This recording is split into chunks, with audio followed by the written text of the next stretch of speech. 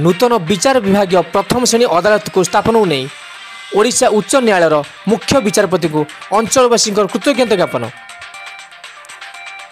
बहुत दिन दाबी पर नवरंगपुर जिला कोडिगाँ नूतन विचार विभाग प्रथम श्रेणी अदालत स्थापन पर उच्च न्यायालय तरफ अनुमति प्रदान कर ओडिशा उच्च न्यायालय मुख्य विचारपति को कृतज्ञता ज्ञापन कराई।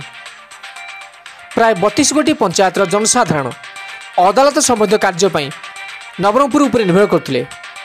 प्राय 50 किलोमीटर दूर थिबा नवरंगपुर शहर को गमनागमन यथेष्ट सुविधा नथिला बेले लोक नाहु नथिबा असुविधा पड़ुथिले। मानसिक शारीरिक एवं आर्थिक दृष्टिकोण बहुत हैरान हरकत होते।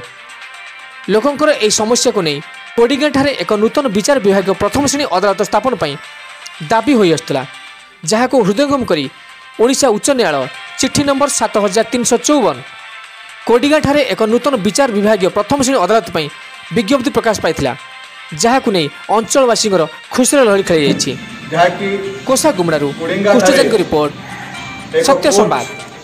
निर्माण करिबा पाई दाबी होई आसुथुला ताहा तार 62 नंबर रे कोसागुंडा ब्लॉक रो कोडिंगा ठारे कोर्ट अंचलर समस्त आईनजीवी जनसाधारण एवं दल मत निर्विशेष समस्त बुद्धिजीवी